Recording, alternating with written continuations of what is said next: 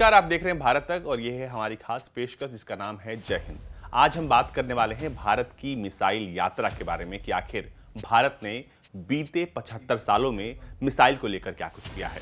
वैसे तो आज़ादी के ठीक बाद से ही भारत ने स्पेस और मिसाइल के क्षेत्र में लगातार बहुत बेहतर काम किया, लेकिन उस वक्त दुनिया दो गुटों में बटी थी। भारत पर प्रतिबंधों का साया था। होमी जहांगीर भाभा ने जब साल 1956 में एशिया का पहला एटॉमिक रिएक्टर शुरू किया, तब दुनिया को एक उम्मीद जगी कि भारत भी हो सकता है कि आने वाले वक्त में और ज़्यादा बेहतर करे, खासकर डिफेंस के क्षेत्र में, मिसाइलों के क्षेत्र में। इस बीच देश को पहले 1962 और फिर 1965 और आखिरकार 1971 में लड़ाई लड़नी पड़ी। वैज्ञानिकों और देश की सरकार ये बात समझ चुके थे कि पावरफुल बनने के लिए हमारे पास मिसाइल और परमाणु बम जैसे हथियार हमें जल्द से जल्द चाहिए। शांतिप्रिय देश होने के बावजूद भारत के लिए डिटरेंस के लिहाज से ऐसा करना जरूरी था, जिससे दुश्मन भारत की तरफ आंख उठाने की जरूरत न करे। और आखिरकार वो दिन आ ही गया। साल था 1988 और इंदिरा गांधी की हत्या को 4 साल हो गए थे और 25 फरवरी 1988 को भारत ने अपना पहला मिसाइल टेस्ट किया। इसी के साथ भारत ने पूरी दुनिया को बता दिया कि भारत किसी से कम नहीं है।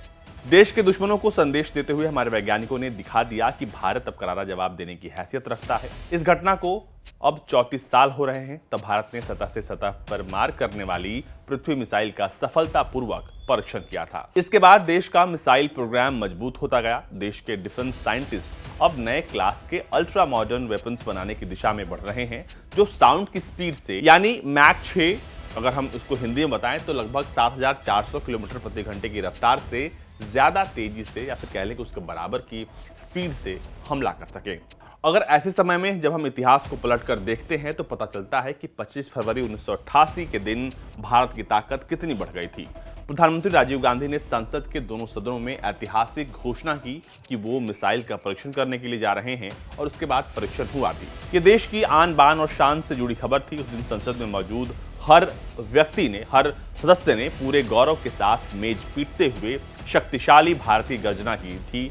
भारत को ऐसा हथियार मिल चुका था जो 250 किलोमीटर तक किसी भी दुश्मन को नेस्तनाबूद कर सकता था, और भारत उस वक्त उन देशों में शुमार हो गया था जिसके पास मिसाइल्स थी। लॉन्च के बारे में बताते हुए राजीव गांधी ने आत्मनिर्भर भारत की बात कही थी। उन्होंने जोर देते हुए कहा था कि दुनिया को नहीं पता कि हमारी मिसाइल कैसे और किसके सहयोग से तैयार हुई है।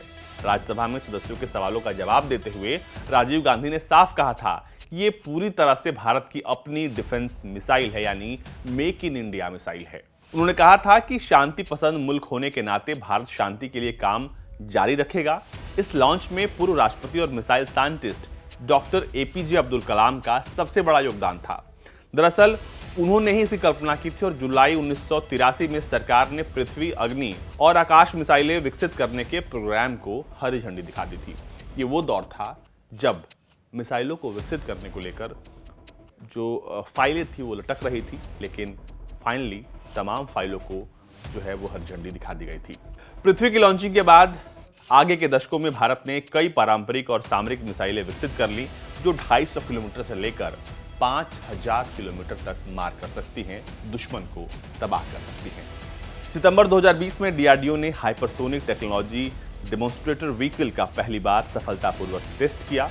प्रधानमंत्री नरेंद्र मोदी ने इस उपलब्धि पर डीआरडीओ को बधाई देते हुए कहा था कि हमारे वैज्ञानिकों की ओर से विकसित किए गए स्क्रैमजेट इंजन की मदद से साउंड की स्पीड से 6 गुना तेज स्पीड की फ्लाइट हो सकती है।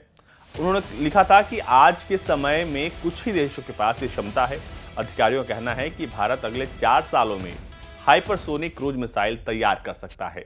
संकेत साफ है, भविष्य की चुनौतियों से निपटने के लिए भारत अब वर्ल्ड क्लास वेपन्स बना रहा है। ऐसे में अब आपको बताते हैं कि आखिर भारत के पास वो दमदार 5 मिसाइलें कौन सी हैं जिससे चीन, पाकिस्तान समेत दुनिया के कई देश थर्राते हैं, क्योंकि ये मिसाइलें सिर्फ मिसाइलें नहीं हैं, ये सिर्फ तबाही नहीं मचाती बल्कि ये नामो निशान मिटा देती हैं। इसमें सबसे पहला नाम आता है ब्रह्मोस मिसाइल का। ब्रह्मोस को भारत और रूस ने साथ मिलकर तैयार किया है। ये मिसाइल जो है वो भारत की सबसे खतरनाक मिसाइल है। 3 टन भारी इस मिसाइल की मारक क्षमता भारत की सभी मिसाइलों में सबसे ज्यादा है। हर साल 100 से ज्यादा ब्रह्मोस मिसाइलों का निर्माण होता है और अब दुनिया के कई देश जो हैं ब्रह्मोस को खरीदना चाहते हैं और भारत कई दुनिया के देशों को ये दे भी रहा है, बेच भी रहा है, यानी अब हम एक्सपोर्ट कर रहे हैं ये चीजें। इसके बाद बारी आती है अग्नि 5 की। अग्नि 5 की मारक क्षमता 5000 किलोमीटर से अधिक है। ये सतह से सतह पर मार करने वाली मिसाइल है। इसके बाद बारी आती है बराक 8 मिसाइल की। सतह से हवा में मार करने वाली मिसाइल है और इस मिसाइल का विकास भारत ने इजराइल के साथ मिलकर किया है। इसके बाद पृथ्वी 3 आती है। मिसाइल सतह से सतह पर मार करने वाली मिसाइल है। ये कम मारक क्षमता वाली बैलिस्टिक मिसाइल है। भारत में डीआरडीओ ने इसे विकसित किया है। इसके बाद बारी आती है निर्भय मिसाइल की। निर्भय मिसाइल देश में निर्मित और विकसित लंबी दूरी की क्षमता वाली सबसोनिक क्रूज मिसाइल है। इसमें ठोस रॉकेट मोटर बूस्टर से लैस निर्भय मिसाइल में टर्बोफैन इंजन लगा है। आपको बता दें कि ये मिसाइलें जो हैं वो सिर्फ मिसाइलें नहीं हैं, बल्कि जो हमारे सदाबहार दो दुश्मन हैं ये उनके लिए काल भी हैं। अब हम बात कर रहे थे जिस हाइपरसोनिक मिसाइल के बारे में, तो ऐसी तकनीक सिर्फ कुछ चुनिंदा देशों के पास है, लेकिन अब भारत भी बहुत जल्द अपना खुद ही जो है हाइपरसोनिक मिसाइल उसे तैयार कर लेगा। ये कम ऊंचाई पर उड़ती हैं और टारगेट को भेज सकती हैं। इन मिसाइलों को ट्रैक या फिर इंटरसेप्ट कर पाना, इंटरसेप्ट का मतलब ये होता है कि उन्हें अपने एयर डिफेंस सिस्टम से मार गिराना मुश्किल हो जाता है। ऐसे में भारत इन मिसाइलों को भी विकसित कर रहा है।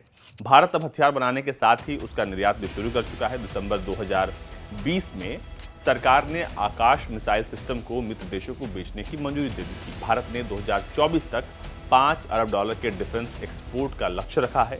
हाल ही में भारत ने फिलीपींस के साथ ब्रह्मोस क्रूज मिसाइल की डील की थी।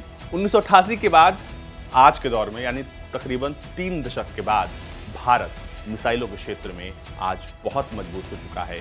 ऐसे में चीन हो, पाकिस्तान हो या दुनिया कोई भी देश हो, ये समझता है कि भारत मिसाइलों के मामले में किसी से पीछे नहीं है, किसी से कमजोर नहीं है, क्योंकि हम शांति प्रिय देश हैं। तो क्या होगा अगर हम पर हमला होगा तो हम अपने डिफेंस में इन मिसाइलों का इस्तेमाल जरूर करेंगे।